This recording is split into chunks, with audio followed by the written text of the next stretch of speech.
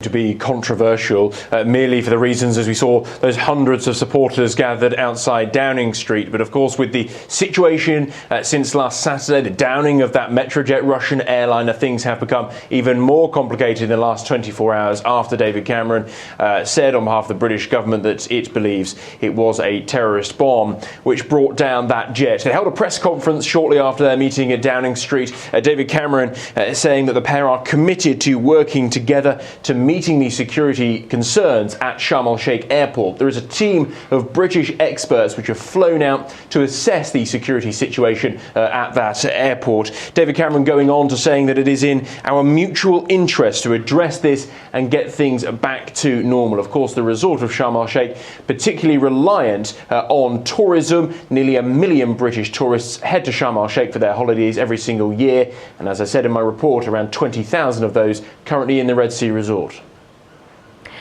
Dan, are we getting anything from President al-Sisi? Is he also agreeing with the fact that the plane might have been brought down by a bomb? Because initially there seemed to be some contention with Egypt not agreeing particularly with what the British government was saying, and Russia also not agreeing, saying that it was far too early and the investigation hadn't been completed.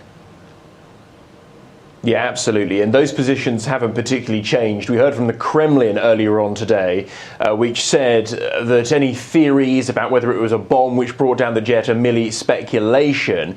And a similar message is coming from President Sisi.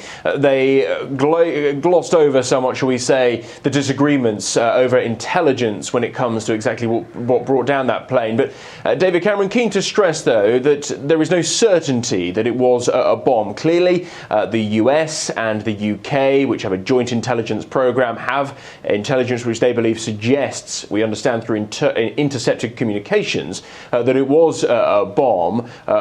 Who was responsible is not yet known. Now, Egypt not yet agreeing with that and saying that the investigations must continue. But in that press conference, President Sisi did go on to say that Egypt is ready to cooperate not just at Sharm el Sheikh airport, but other Egyptian airports. Hurghada, which is the other side of the Red Sea, another hugely popular tourist resort for British tourists. And President Sisi saying that he and his government will work tirelessly to cooperate with the British government to alleviate any of their concerns.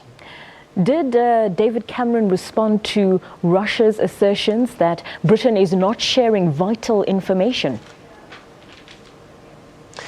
Well, no, we know that David Cameron has spoken to Russian President Vladimir Putin this afternoon. All we know from 10 Downing Street is that they discussed the ongoing investigation, and that, I think, is all we will hear at the moment. It's a very complicated situation because you're dealing with the deaths of more than 200 people, Russian tourists, but of course the geopolitical situation between the UK and between Russia, and then you bring in the Middle East, and of course the possibility that Islamic State were behind this attack, and it makes it all incredibly complicated. David Cameron and the Foreign Secretary Philip Hammond here in the UK very much focusing today on saying that the investigations and the responsibilities and exactly what happened aren't for discussion now. What is for discussion is getting British tourists and British nationals back safely. And what we have heard in the last hour or so is that 3 British airlines, EasyJet, Monarch and British Airways, are planning to run some 16 flights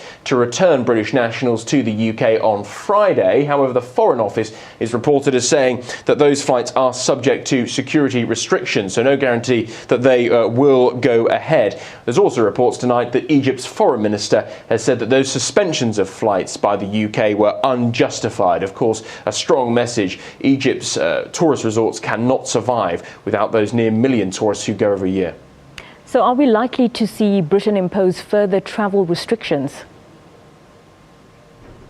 Well, I think, as David Cameron said in the press conference, it is in both Egypt and the United Kingdom's interest to get this back to normal, this situation back to normal. They must have acted on some pretty strong intelligence to have brought in such a bold measure so quickly. That came in on Wednesday, and then since Wednesday afternoon, including to now, there have been no flights to the UK leaving to or from Sharm el Sheikh. Going towards the end of the season, but it's the warm weather is still there, and that will have affected tens tens of thousands of people who were hoping to head out on their holidays. The inkling now is that flights are to resume, albeit at a slow and steady pace. But the British government sticking to its guns, saying that it had clear intelligence that the security may not have been up to scratch at the airport. It was also revealed today, I must add, by President Sisi that the UK asked Egyptian authorities 10 months ago to go and check the security levels at Sharm el Sheikh airport, which they did. President Sisi alluding that the UK was happy with the arrangements then. So this clearly is emerging not to be a completely new situation for Sharm el Sheikh airport and the UK authorities, but certainly solid intelligence, meaning that the UK had immediate concerns. Dan, if this turns out that it was indeed a terrorist attack and a bomb that brought down this plane, what does it mean for Britain's fight against terrorism? Well, I think obviously it's a very damning move, and it'll certainly set that back. We all know how planes have been used in terrorist attacks previously, and I think if it does get confirmed, and as the British and US intelligence agencies believe that a terrorist attack was likely, although not confirmed for this, then that will come as a whole new challenge. Security at airports, of course, has been ramped up since 9/11, and we haven't seen anything of the proposed attack which like this, in terms of some sort of explosive device taken on board the plane. But that, of course, is all speculation at the moment. But obviously, after the downing of MH17, with the report concluding that it was a surface-to-air missile which brought down that plane, security at airports, of course, will come under fresh reviews, and that is particularly prominent when it looks at airports where British nationals are flying to very frequently, whether that is to the United States or popular holiday resorts in the Middle East and further afield. Interpol, the world's largest law enforcement network,